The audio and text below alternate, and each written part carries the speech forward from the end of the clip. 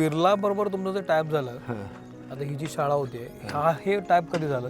Type आता साधारण ऑगस्टच्या दरम्यान झालं. गेल्या वर्षी? ऑगस्टला चालू झालं की लगेच आम्ही प्लॅन केला, चालू केलंच लगेच. म्हणजे करायचं आहे म्हणलं, एवढं आता इन्व्हेस्टमेंट करतोय आपण तर.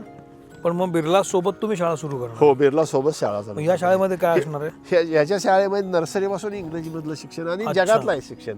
ते त्यांच्या युनिव्हर्सिटी बाहेरचं पण कोलॅबरेशन आहे त्यांच्या. आता भारतात ऑलरेडी त्यांच्या शिक्षण म्हणजे बिर्लांच्या शाळांमध्ये ज्या पद्धतीचं शिक्षण होतं ते सगळं इकडं 100% इथे यायला पाहिजे. पण मग अशा वेळेला ही बिर्लासारखी मोठी ज्या मंडळी असतात, संस्था असतात, ते जेव्हा शाळेसाठी मंजुरी देतात तेव्हा त्याचा पट किती असायला पाहिजे, मुलं किती असायला पाहिजे? नाही, त्यांनी त्यांचं कॅल्क्युलेशन आहे ना. त्यांनी काय केलं की आम्हाला शिक्षण घेताना ते सांगितलं की पर हेड आम्ही 10,000 रुपये तुमच्याकडनं घेणार दर वर्षी. म्हटलं ठीक आहे, चांगलं आहे. म्हणजे त्यांना गरज आहे माणसाची, म्हणून आपल्याला पण गरजच आहे ना. मग त्यांना 2,000 विद्यार्थ्यांचं त्यांचं टार्गेट आहे पुढच्या 5 वर्षात.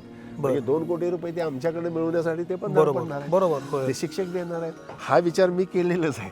म्हणलं हे जर ते आपल्याला कुठलीही अडचण आहे, आम्हाला पैशाचा आणि ह्याचा त्याच्या लय हे नाही, मला इथनं घडायला पाहिजे. पोरं अशी घडायला पाहिजे, येडं व्हायला पाहिजे माणसाला. मला अशी घडायला पाहिजे की येडवायला पालकांनी येडवायला पाहिजे.